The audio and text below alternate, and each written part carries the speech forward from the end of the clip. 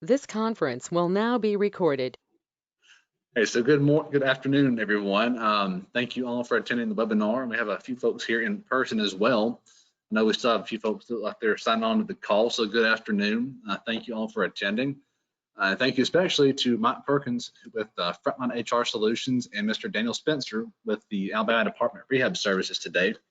Mike is the president of Frontline HR Solutions and Daniel is the business relations consultant. They are both fantastic people that have a wealth of knowledge on this topic, and we're lucky enough to have them speak to us today. So thank you, gentlemen, for joining us today. Appreciate you very much. Daniel, if you want to unmute yourself, we'll get started. And let me get the screen sharing going too.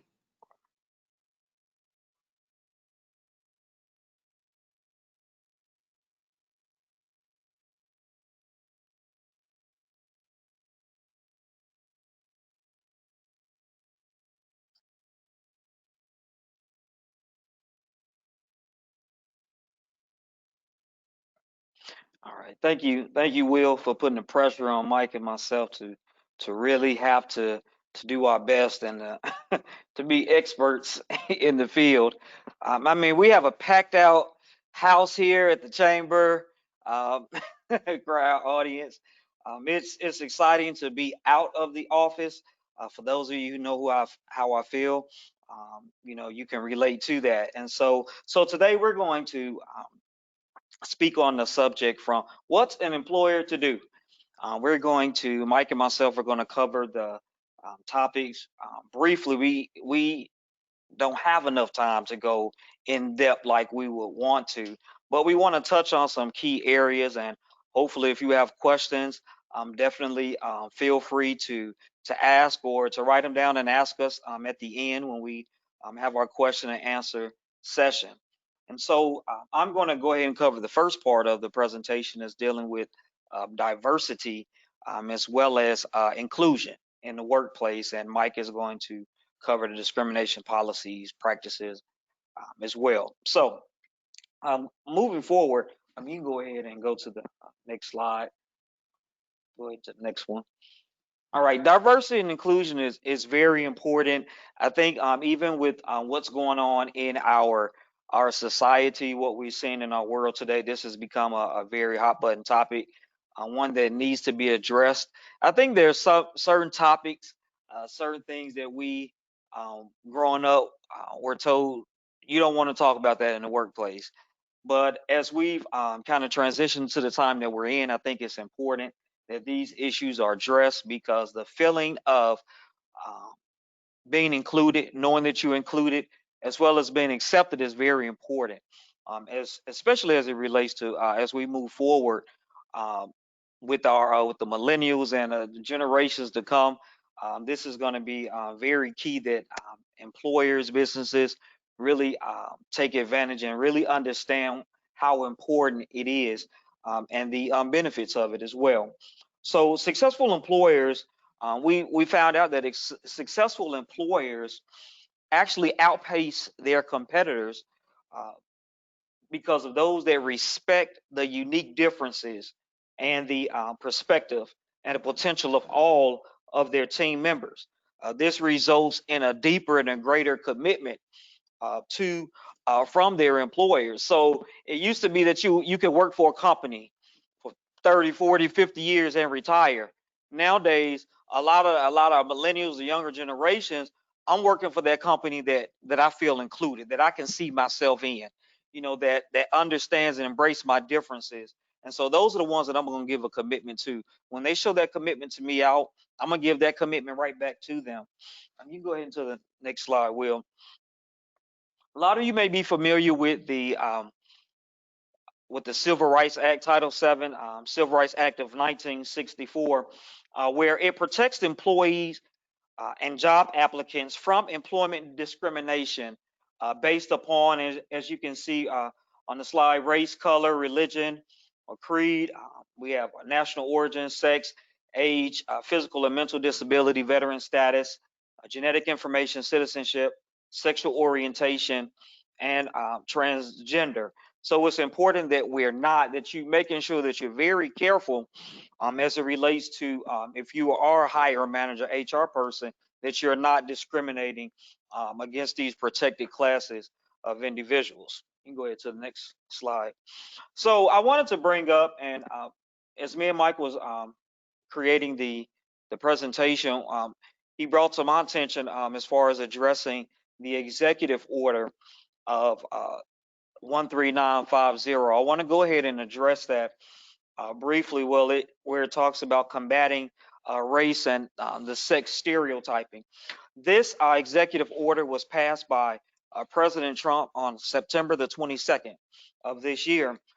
The thing about this order, and I'll give you a just kind of a brief overview, is what it, among other things, it instructs government contracting agencies to add provisions to government contracts prohibiting the use of any workplace training that inculcates in its employees any form of race or sex stereotyping of any form of race or sex scapegoating. I'm sorry. So you're probably saying, what is inculcating? And I had to look up that word too because I didn't know what it meant. Inculcating is defined as the act of or teaching or influencing persistently or repeatedly so as to implant or instill an idea, a theory, or an attitude. So you've had these diversity inclusive trainings that have been going on where you've had the presenters, those who've contracted with the government, have come in and they've done presentations in which they've had the employees signing off on forms saying that they were this type of person, or they've done this and they've done that. And so the executive order is designed to keep those companies from coming in doing trainings and kind of, I'll say, maybe taking it to a little bit to the extreme.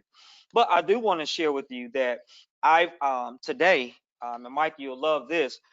Today I've received an email that talked about that there's a civil rights lawsuit that's filed to strike down this executive order.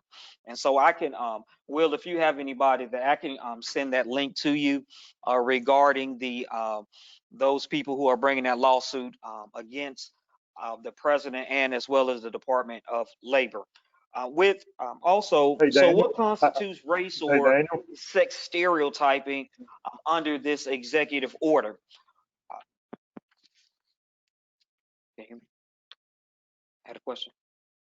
It was me. It's Mike. I was just going to say, depending on what happens with this election, that order will be stricken down immediately if Joe Biden is the president. I can pretty much say that with certainty.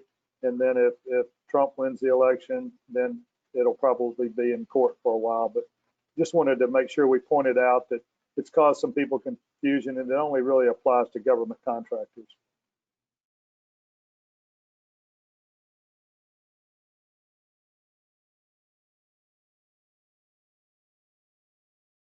Hey, Mike, can you repeat that for those here in our continuing person?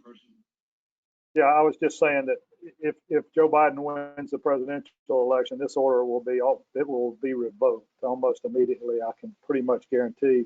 And if President Trump is reelected, then it will probably end up in the court systems for a while. But the key point to remember here is that this only applies to government agencies, and it was put in place because of some of the programs that were being presented, and it just created some irritation with some employees and with the president. So this may be moot after today, depending on what happens over the next few days.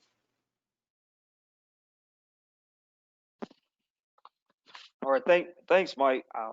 With what constitutes race or sex stereotyping, as defined as by the executive order, race or sex stereotyping means ascribing character traits, values, moral and ethical codes, privilege, status, or beliefs to an entire race or sex, or to individuals because of their race or sex. Now, this slideshow, and I think Mike can agree, we don't have proprietary rights on anything in our slides, and so Will, you're definitely you can feel free to email this out, send this out to the attendees.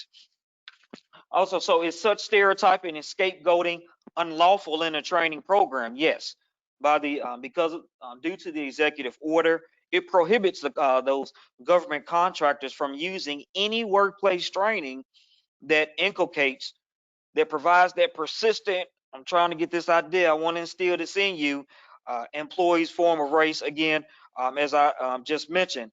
Also, OFCCP, which is the Office of Federal Contract Compliance Programs, knows that that race or sex stereotyping or scapegoating in a training program or employment generally may also violate the affirmative and non-discrimination obligations of Executive Order 11246. So what are some examples of race or sex stereotyping or scapegoating? I'll give you a couple of them. One would be race. One race or sex is inherently superior to another one. It could be an individual's moral character is necessarily determined by his or her sex or race. And another example would be an individual by virtue of his or her or sex, by his or her race or sex, is inherently racist, sexist, or oppressive, whether consciously or unconsciously. So those are some examples of race or sex stereotyping or scapegoating. And last question is, does the executive order 13950 prohibit unconscious bias does it prohibit unconscious bias or implicit bias training?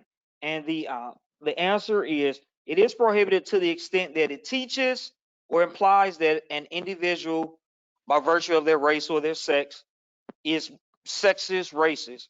So it's important that when you, if you're a government contractor, that when you create a contract, and this goes into effect, actually, I believe it's November the 21st or 22nd of this year, when those contracts are formed, that you're working with a group or organization that is coming in and they're not trying to inculcate what diversity and inclusion is, and they're trying to assign blame to a race or sex. So this, as Mike said, I do believe the same thing, that this is going to be tied up in the courts for a little while. So let's go ahead and move forward to the next slide.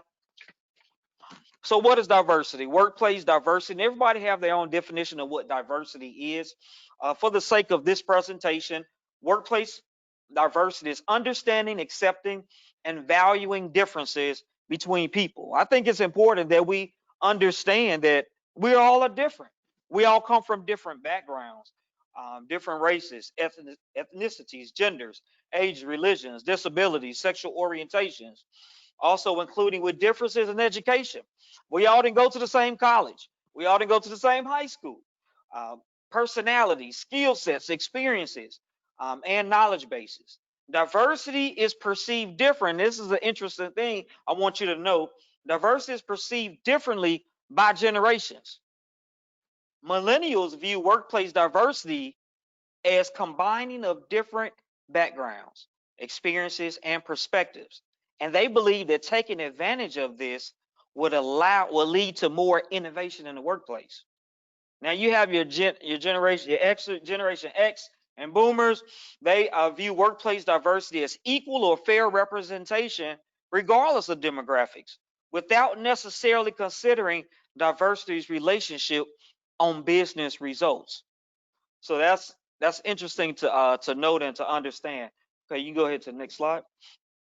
What is inclusion?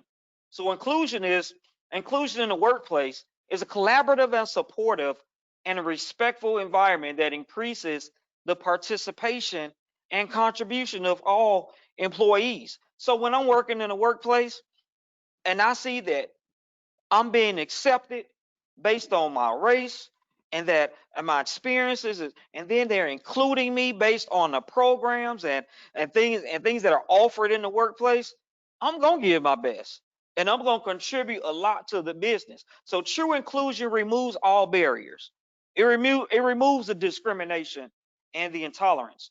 So when applied properly in the workplace, it is natural for everyone to feel included and supported. I don't know about you, but I like to feel that way. I like to feel included in the workplace.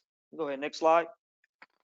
Diversity inclusion is a company's mission, their strategies, and the practices to support a diverse workplace and to leverage that the effects of that diversity to achieve a competitive business advantage. And those companies that do that, they are hands down way head and shoulders above the rest of the competition. Companies that create diverse work environments, they're more adaptable. They're creative. They don't get stuck. They know how they evolve when it's time to evolve. They transition when it's time to transition. They're never stagnant. And guess what? They are magnets because they are always attracting the top talent. Because I want to be the place that I can use my creativity and they accept it and they embrace it, and I can see that it causes a change. So diversity inclusion is a top to bottom business strategy. I can't emphasize this enough that we can take this back to our employers, but it has to start at the top. Diversity inclusion must start at the top. It can't stop at the middle level. It's not an HR program. It must start at the top. Go ahead, next slide. Diversity and inclusion priorities. A survey by Forbes insights of more than 300 senior executives, 32% who were in HR or talent management found that their company's diversity and inclusion priorities included, watch this, 65% said recruitment of diverse employees, 44% said retention of diverse talent. Then you had on the lower end, 28% said managing cross-generational issues. Next slide. In that same survey, they also said some of diversity and inclusion's best practices will be fair treatment. Who all like to be treated fairly? I do. I want to be treated fairly. Who all feel like they're being treated fair? Don't answer that question. Your boss may be looking at you. Equal access to opportunity. Teamwork and collaboration is very important. A focus on innovation and creativity. And again, these are best practices. Conflict resolution processes that are collaborative and they're not just one-sided. Next slide. Continuing on with that. Evidence of leadership's commitment to diversity. It's not just about having these policies in place, but there has to be actual commitment, not just in word, but also in deed. Representation of diversity at all levels of the organization. And I'll use my organization for an example. Recently this year, when COVID hit, I actually had a meeting with the commissioner of our State Department. I saw some things just given, considering with everything going on with the social unrest and diversity, I brought that to my commissioner's attention, and she said it was a priority of hers and something that she identified, but she didn't realize when I really shared my heart about it. And I said, hey, when I see somebody at the top that looks like me, and those who know me know I can't sugarcoat anything. I'm just gonna tell the truth. When I see somebody that's in leadership at the top that looks like me, that encourages me and helps me, kind of gives me some motivation, like, hey, I can get to the top too. I can get to the top. And so it's important that we represent, that our leadership, that our businesses are a representation of the people and our customers. That's very important. So diversity, education, and training. There are a lot of organizations, even our organization, we come out and do no cost, customized diversity training as it relates to working with people with disabilities. You go to the next slide. So what's diversity and inclusion if there's no way to measure success? So we can put all of these policies in place, we can put all of these programs in place, but if there's no way to effectively evaluate and measure their success, it doesn't mean anything. So Huey Wilson, SVP of Senior Vice President of HR and Diversity Board Member of Mattel, he had this quote to say, if we couldn't measure the impact of our diversity and inclusion efforts and programs, it would be a hard sell among company executives.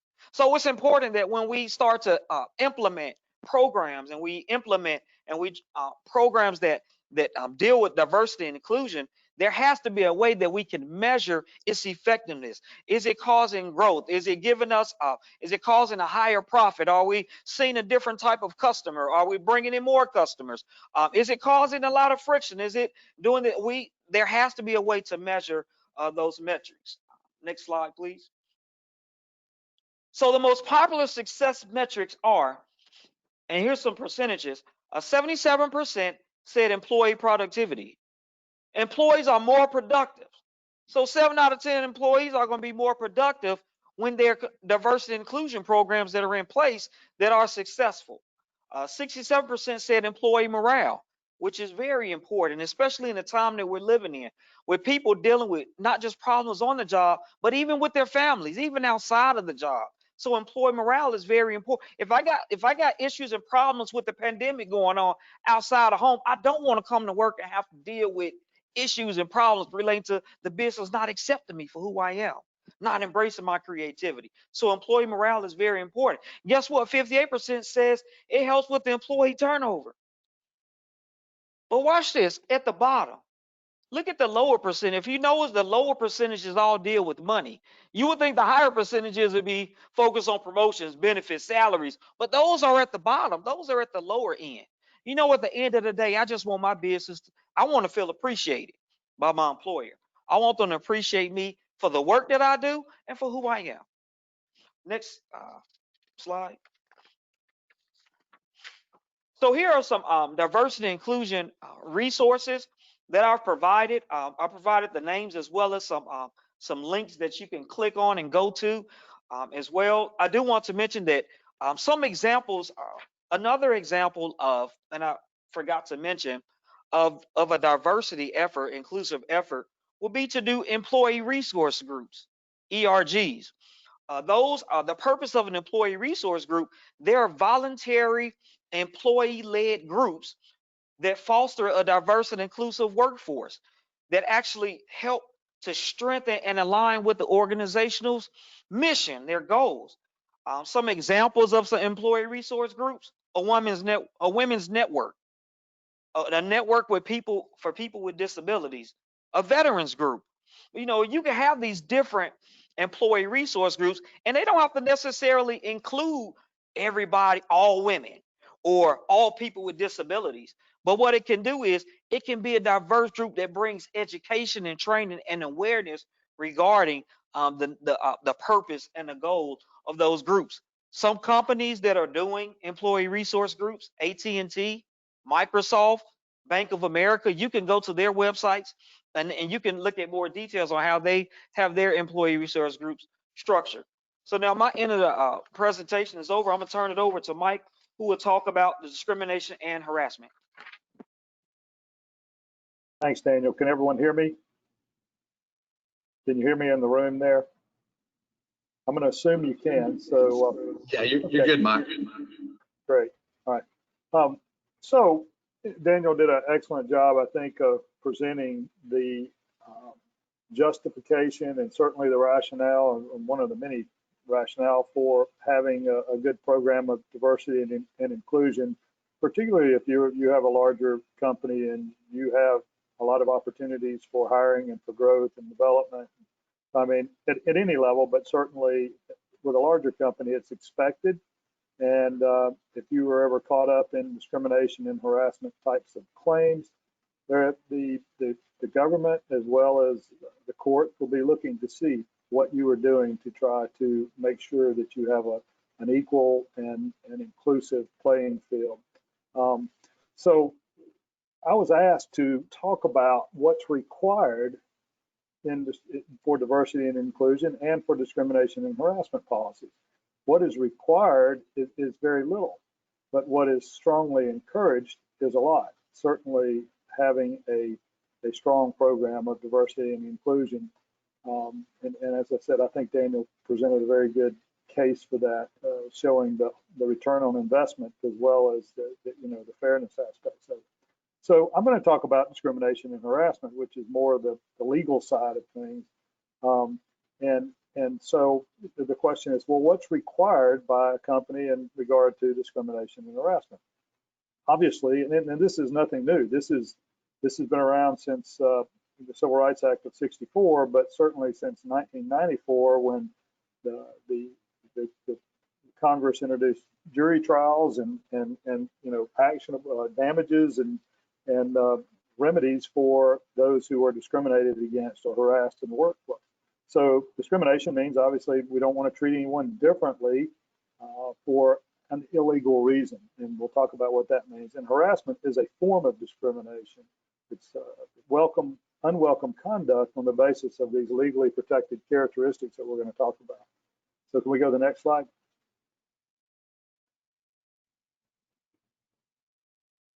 We switch slide? Yeah, okay. So employment discrimination is a form of discrimination, and Title VII is the Civil Rights Act is what applies to employment discrimination. And I've listed all the different types of protected characteristics, what we call in that first paragraph there, and they were on that other slide as well. Title VII only applies to employers with 15 or more employees. Some states have the same laws with no employee thresholds. Alabama does not have its own Employment Discrimination Act, but Florida does, and many other states do.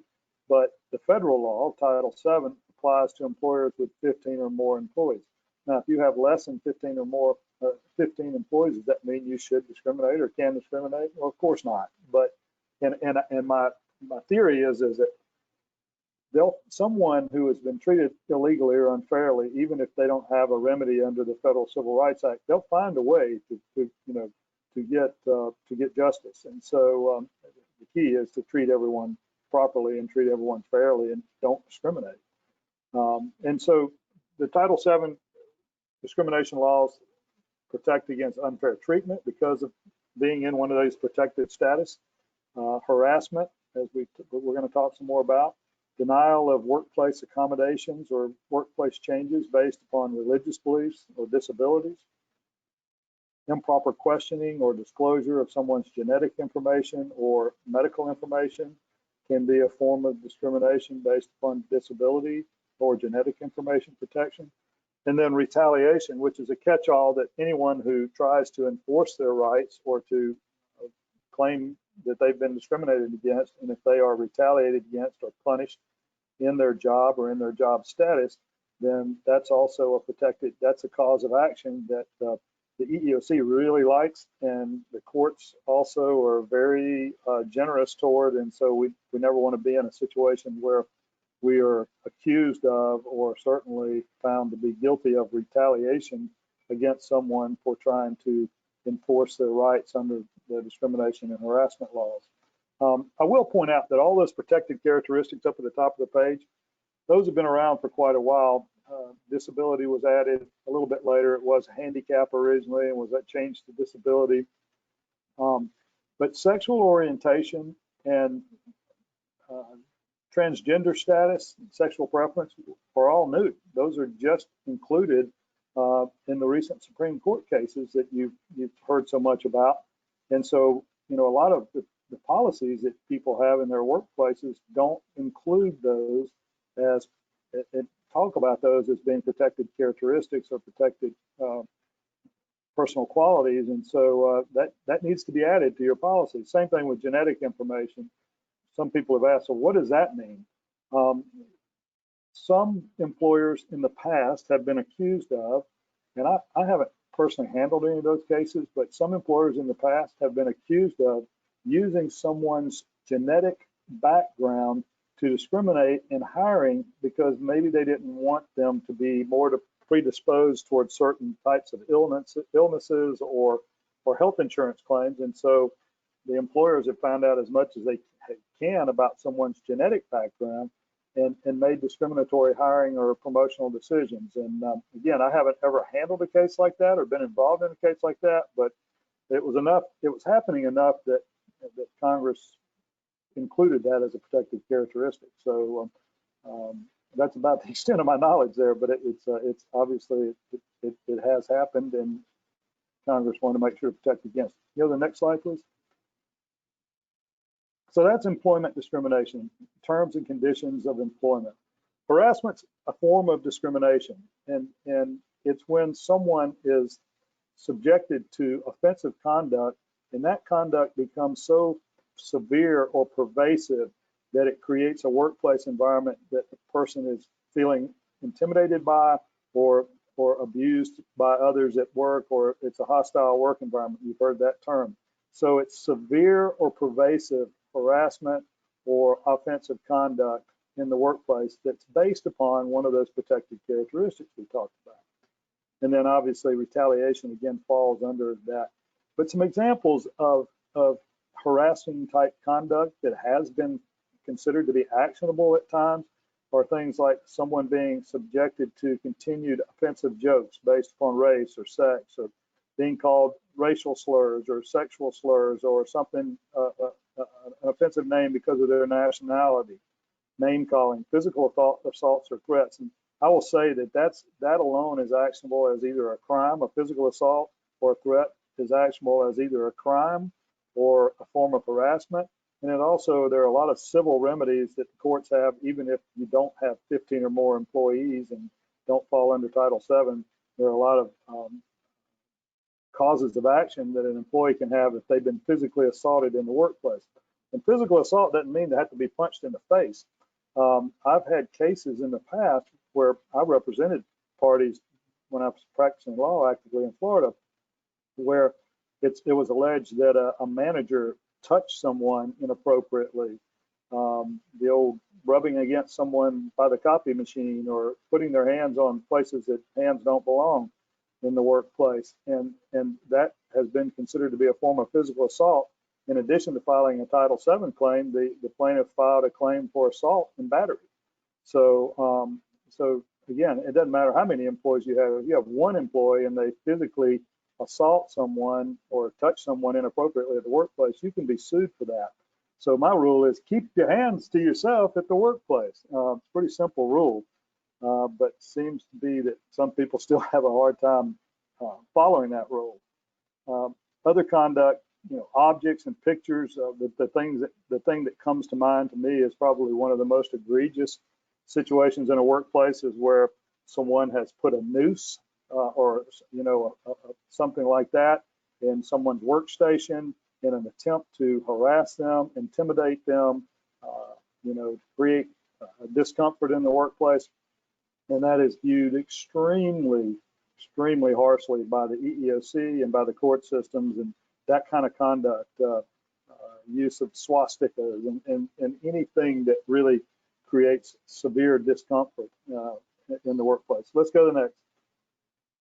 So that's what discrimination and harassment is all about. And like I said, this has been around for a long time, but some people just don't seem to get it still, because we still see claims all the time, particularly for sexual harassment. And my theory is, as long as you have people of opposite sexes and even the same sexes that are attracted to each other in the workplace, that there will be sexual harassment, no matter how hard you try in history to stop it. But you can stop it in your workplace, and you should.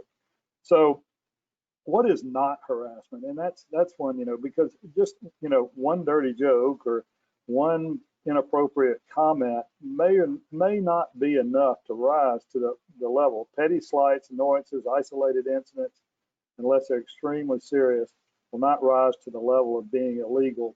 So a court generally, if someone makes a claim that they've been sexually harassed or harassed on the basis of their race or their nationality or their religion, the courts will generally look at it and decide whether they have enough bad conduct to go forward with a lawsuit, or whether the court will throw that out and say it's not enough. It has to really be intimidating, hostile, offensive to reasonable people. The court would have to find that reasonable people would be offended by that, and it has to be severe and pervasive. So again, those are harassment. You hear a lot about it, and people will say, oh, I was harassed at work, my boss yelled at me. Well, that's not necessarily illegal harassment. It might be you have a jerk for a boss, but it's not necessarily illegal harassment. If somebody says, well, they harassed me because I went to Gadsden High School and, instead of Hoax Bluff, well, that's not harassment. That's not illegal harassment. It's harassment maybe, but not illegal harassment. So you have to, illegal harassment is harassment based upon race, sex, age, disability, nationality, all the protected characteristics. Okay. Go to the next slide. So an employer can be held liable for illegal discrimination and harassment if it results in a negative employment action, such as termination or failure to promote or failure to hire, or someone losing a promotion or their wages get reduced or whatever. That's one form of employment action. Other form is hostile work environment. We talked about in harassment. Now, if a manager or supervisor is the bad person doing the inappropriate act, there's a very strong chance that the company will be held strictly liable for that. So, you know, your managers and supervisors should be held and are held legally to a higher standard. Now, there are some instances where an employer can avoid liability, and I've highlighted this, if they can prove that, you know, they've tried everything they can to prevent and promptly correct any kind of harassing behavior, and that the employee didn't take the proper steps to try to help stop it themselves. So I'm going to talk about that, and that's why we have policies against discrimination and harassment, and we have reporting provisions. So I'll talk about that in just a minute.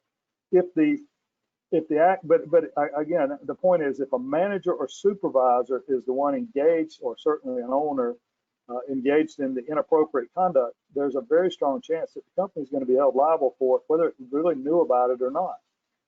If it's a co-employee or outside vendor, a third party, like an outside vendor or a customer, and they are the ones that are creating the hostile work environment or harassing an employee, the company will only be held liable if it knew or should have known about the conduct and failed to take proper steps to stop it.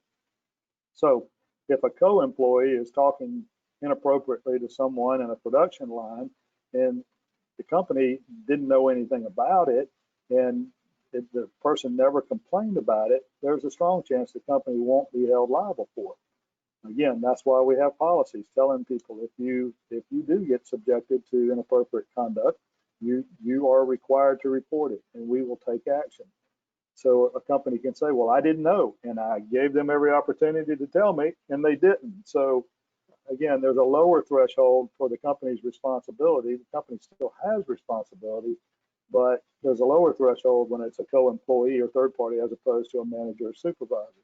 One thing that, you know, I've seen come up in the know or should have known is where a supervisor joins in the harassment of someone, or the supervisor knows about it, sees it, maybe there are 5 guys sitting around in the break room and telling dirty jokes that are really offending someone, and the person is really uncomfortable and has really nowhere else to go because it's raining outside or whatever, and the supervisor walks through and he sees it all and doesn't do anything about it, then the company knew because the supervisor is the company. So I always train supervisors that they have a responsibility not only to report things that come to that people bring to their attention, but also to report things that they observe, and certainly to help make sure that they're policing the atmosphere to make sure that when that kind of conduct is happening, that they put a stop to it.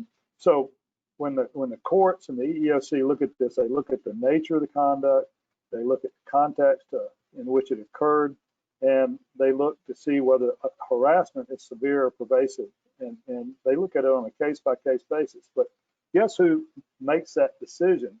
Normally, if a complaint gets filed, if it gets through the EEOC and gets to the courts, well, a jury makes that decision. And most employers don't want a jury judging them on something that one of their employees has done that may be really embarrassing and really inappropriate. So because juries are made up primarily of employees and not business owners, and that's just a fact. And so you don't want it ever to get to that point. So the key is to stop it, nip it at the bud, as my buddy Barney Fife used to say. Stop it at the place of business so that it doesn't go any further, and stop it early on. So let's go to the next slide. So the key to all this, this is just some stats for your information on the types of cases that get filed before the EEOC, and this is not reflective of all the claims that get filed because there are state court claims that get filed in many states based upon state discrimination and harassment laws. And again, Alabama doesn't have a state statute for that, but a lot of states do. But under the federal law, most of the cases that get filed that go to court or that go to the EEOC are retaliation cases. Again, retaliation is when someone is being punished for even complaining about inappropriate conduct. And disability claims are right after that, someone being discriminated against under the Americans with Disabilities Act or because of their disability. Race is right there with that, sex, discrimination, and harassment right there, and then it drops down, age being next, and you can see the drop down from there. So genetic information, there were 209 cases filed. So it definitely, it's still happening even with that. And I'm not sure, what those cases were about, but they still get filed. So let's go to the next. So as an employer, and the question that was asked me and what I was asked to present about is what is required. And so the law doesn't require you to have a policy. It doesn't require you to put training into place. Some states do require that. If you're in California, if you have employees in California, Illinois, New York, Maine, and there are other states that are passing training laws that require that supervisors and employees get trained about discrimination and harassment in the workplace. But regardless of whether you're required to or not, a strong anti-discrimination, strong anti-harassment policy and training for at least your managers and supervisors is highly recommended as a great preventative and defensive measure, because again, it goes to the fact of whether you knew or should have known, whether you tolerated it or didn't tolerate it. Obviously, if you have a very strong policy against discrimination and harassment, you outline what's allowed and what's not allowed, and you have reporting mechanisms and all that in your policies, then it shows to the world and to the court and to the EEOC that you're concerned about that issue, that you take it seriously, and you're not going to tolerate it. So every employer, and I don't care if you have 10 employees or 10,000 employees, should have a strong anti-discrimination and harassment policy. And it should include all of the kind of thing. I'm going to talk about some of the things it should include, but there have been many cases where employees have been found liable and held liable by the courts for conduct that they were not aware of when they didn't have policies and training in place for their people. There are also cases where companies had good policies and training, and they were able to get off the legal liability hook by showing that, hey, we had strong policies against this, we were opposed to it, we let our people know it, we trained them, they knew that it was wrong, supervisor, this person failed to report it, we didn't know anything about it. And so these kind of policies are a defense mechanism, not only to help prevent it in the first place, but also to provide a legal defense in the court system. And so when I started, practicing law in this area a few decades ago, a few centuries ago, it feels like, we were putting these in place for these kind of policies in place for everyone, because if you didn't have one, you were kind of, you're in trouble. So if you got a claim, and that's still the case today. So let's go to the next slide. So what should a good policy have? It should have key provisions indicating that you don't tolerate any kind of workplace discrimination and harassment. A lot of people have sexual harassment policies, but harassment can be racial harassment, nationality harassment, religious harassment, all of those kind of things. So, the policy needs to be well written to show that you have non-tolerance for any kind of workplace discrimination or harassment, illegal workplace discrimination, harassment. It should define the types of prohibited conduct. It should emphasize the employee's responsibility toward each other, how they're supposed to act within your company, and then also the consequences when they are acting inappropriately. But also it should encourage them to take action and report violations, because again, if people bring violations to your attention, you have an opportunity to fix them. If they don't, then they're going to argue, well, you knew or should have known. So we like to put the responsibility on the employees to report inappropriate conduct, whether it's happening to them or whether they observe it happening to someone else, because that can also create issues. Steps to take if they observe or are subjected to discrimination and harassment. Reporting options. I always like to have a couple of places where they can report this conduct. If you're a larger company, I recommend a hotline. If you're a smaller company, having at least either the HR person, office manager, or one of the managers, and maybe one alternative in case the person that they are complaining about is the person that's supposed to be receiving the report. So it's always good to have, if you're not comfortable talking to the HR manager, then you are to go to the general manager or vice versa. But I like alternative reporting options.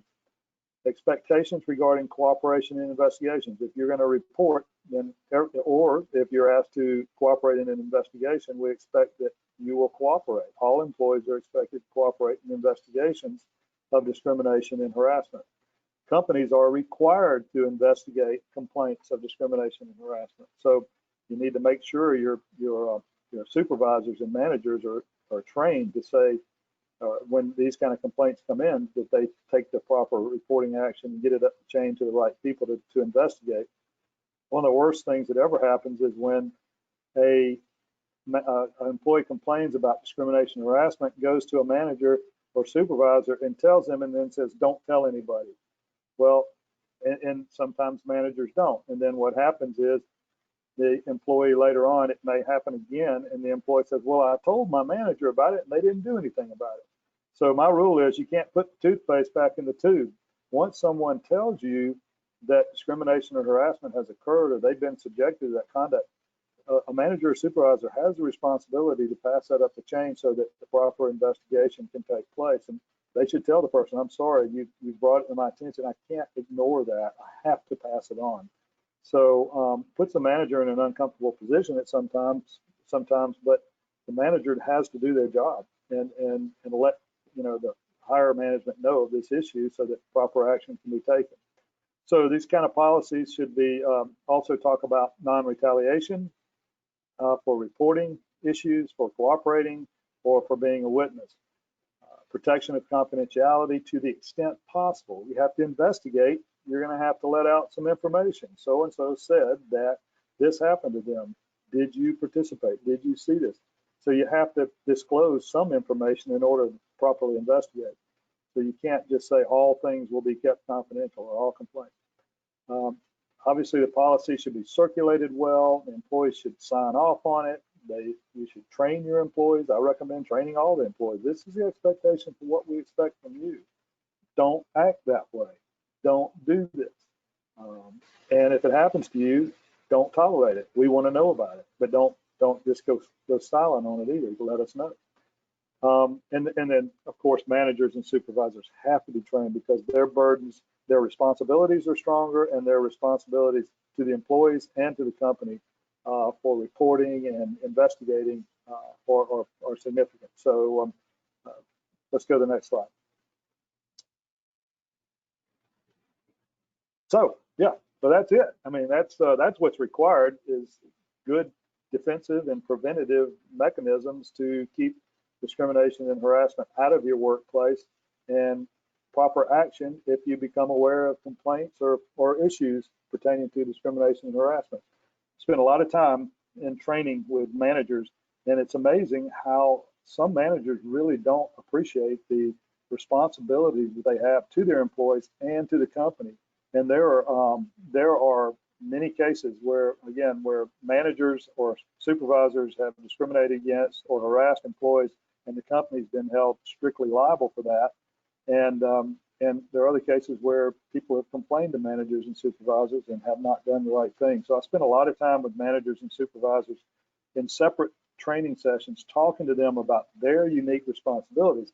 The other thing they need to understand is they can be held personally liable if they participate in discrimination or harassment of an employee. So not only can they be held responsible, or the company be held responsible for their conduct, but they could be held personally liable and can be sued. So they need to understand that. It's a really important part of the training that happens. And then when I train with employees, I generally, I talk to them separately. I don't talk quite as much about the legal side of it as I do about the personal responsibility. What's the proper conduct in the workplace? What's respectful conduct? How you're supposed to treat other people, and what your responsibilities are if you're subjected to inappropriate conduct. Don't sit there and take it. Don't tolerate it, but take it to the proper authority so that it can be investigated. So that's my part. And so we got looks like about 7 minutes left to do some some Q&A, and would love to. I know Daniel and I both would love the opportunity to answer your questions.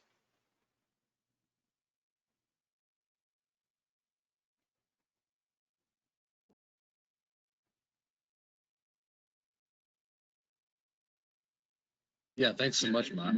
Let me turn off this mic right there. We go. All right, that feedback should be fixed now. If we have any questions or comments, please put those in the chat. I showed that to you guys earlier. Please put those in there now. While we're still doing the screen sharing, here's I think Daniel's bio. Yeah, if you guys want to read up on that while you're thinking of some questions. And Daniel or Mike, if you guys want to unmute yourself here in a minute, if you want to say anything additional.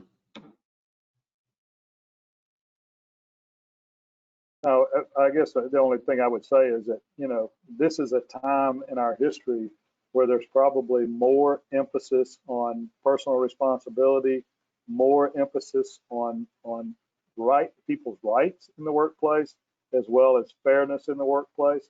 And it's time for everyone to up their game here as far as what they do to ensure that they have a fair and equitable workplace, that they you know, are inclusive and have a diverse workplace, but certainly not to tolerate, you know, conduct that creates discomfort and unease and is discriminatory. And so the bar is being raised, and I think the courts and the EEOC and the juries will all look at companies and businesses a lot more harshly because of all this heightened awareness and you know, that has kind of evolved around the workplace. Of course, the Me Too movement put a lot of attention on that, and now there's a lot of attention on the racial equity issues, as well as disabilities and a lot of other areas. So, like I said, it's a good time to do kind of a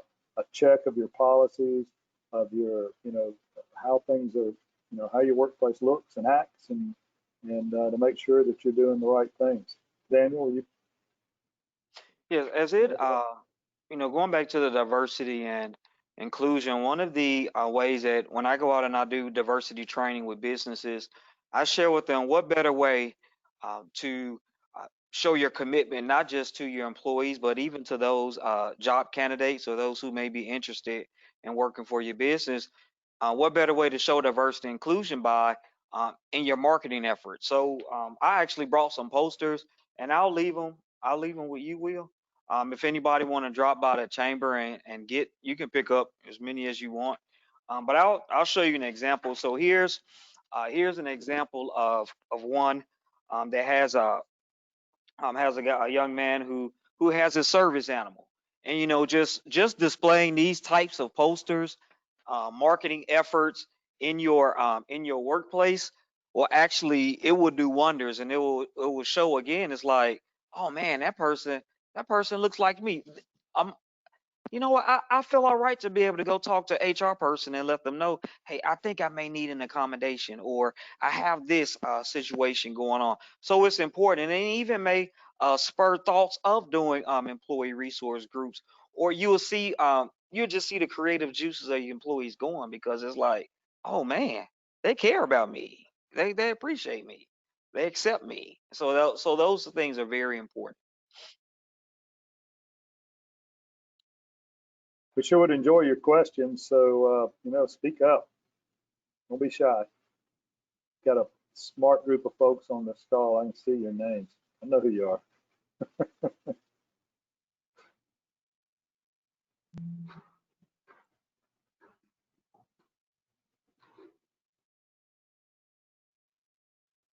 Well, I don't. Not can you? Let's see. There we go. Hey, Shelly Hester, you want to say something? Mike, we may have talked about this before, but I'd love to also get Daniel's opinion. What are good resources to bring in diversity training for my supervisors and managers and my whole staff? And I'm a small medical practice of about 15 people.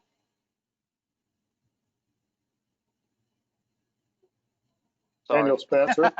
Here we go. I'm gonna go ahead and you know I'm gonna have to go ahead and advertise for us. You know, I come in and the Alabama Department of Rehabilitation Services, we're brought in and we use different presentations as it relates to biases, perceptions towards people with disabilities. They're very interactive trainings, which I'm gonna be honest, I'm an interactive person as it relates to trainings. I don't like going to boring trainings, and so we're really active. And Will had mentioned candy, and everybody know when I present, I bring a big bowl of candy and chocolates. I actually brought candy today, but unfortunately I can't pass it out to everybody. But yes, Alabama Department of Rehabilitation Services, Department of Labor also can come out. I will also encourage you to reach out to Heather here at the chamber, who East Alabama works with Lisa Morales. They have connections as far as with individuals that you can that they can suggest to you that or organizations that can come out and speak on diversity. But I would say that to really focus on, I would encourage you to really focus on what do you want your diversity training to be about, because diversity is such a broad topic, you know, so you want to kind of narrow it down and just focus it. I don't know if you're doing quarterly diversity trainings or yearly, but just so that it's not like all over the place with your diversity, just pick one topic and that may be your focus for that year, and have individuals come in that can speak on that subject. And I would add to that, say that, you know, in the diversity training that I've done in the past that deals with not only diversity, but with discrimination and harassment, I've always taken the approach of a respectful workplace. And because, you know, a lot of people just, there's still a lot of prejudices out there, and a lot of people start shutting down when you start saying, you know, keywords like diversity. And I mean, I don't hide from that, and I say, hey, we're going to talk about diversity, but we're also going to talk about having a respectful workplace. Because I mean, truly, a truly diverse workplace, everyone has to be respectful of everyone's differences, and that, you know, and that's really critical, and it also certainly helps on the discrimination and harassment part of it as well. But someone really convinced me recently that, you know, it has to go beyond just diversity. It has to really go into inclusion as being a key part of having a diverse workplace. And they use the analogy, and Daniel may wince when I say this, but it was the analogy of, well, you can invite people to the dance, but inclusion is when you ask them to dance. And it's not just putting on a show that, oh, look how diverse I am, but it's truly involving and including people from a variety of backgrounds and ethnicity and demographics in your operation from top to bottom. So anyway, that's I know we're short on time, so I'm gonna shut up, but I'll hang around as long as you guys want to, and we'll talk. So.